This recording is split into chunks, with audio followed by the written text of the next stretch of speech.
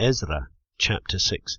Then Dariawesh the sovereign made a decree, and a search was made in the house of the books, wherein also the treasures of Babel were kept.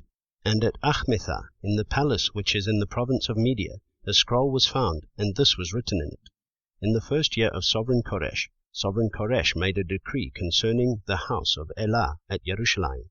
Let the house be built in the place where they brought offerings, and its foundations strongly laid, its height 60 cubits, its width 60 cubits, 3 rows of heavy stones, and 1 row of new timber. Let the expenses be paid from the sovereign's house, and let the gold and silver utensils of the house of Elah, which Nebuchadnezzar took from the Hechal which is in Jerusalem, and brought to Babel, be returned, and go to the Hechal which is in Jerusalem, to its place, and deposit them in the house of Elah.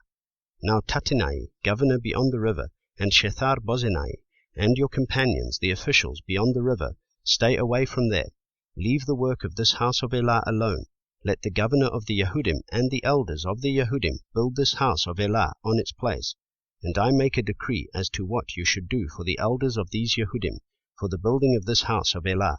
Let the exact expense be paid to these men from the sovereign's resources, out of the taxes beyond the river, so that they are not stopped, and whatever they need, both young bulls and rams, and lambs for the ascending offerings of the Elah of heaven, wheat, salt, wine, and oil, according to the request of the priests who are in Jerusalem, let it be given them day by day without fail, so that they bring pleasing offerings to the Elah of heaven, and pray for the life of the sovereign and his sons.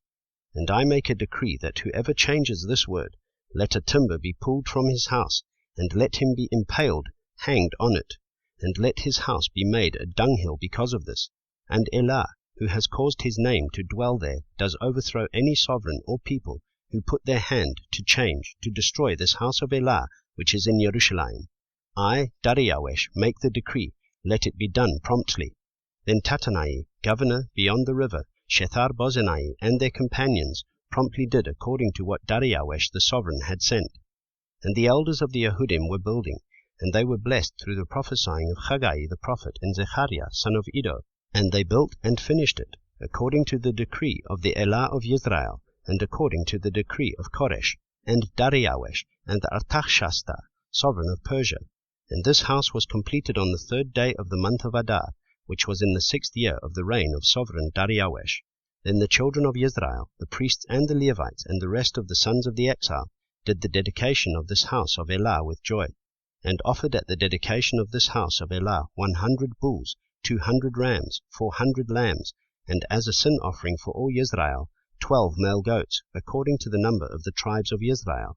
And they appointed the priests to their divisions, and the Levites to their divisions, over the service of Elah in Jerusalem, as it is written in the book of Moshe. And the sons of the exile performed the Pesach on the 14th day of the first new moon, for the priests and the Levites had cleansed themselves, all of them were clean. And they slew the Pesach for all the sons of the exile, and for their brothers the priests, and for themselves. And the children of Israel, who had returned from the exile, ate together with all who had separated themselves from the uncleanness of the nations of the land, in order to seek Yahweh, Elohim of Israel.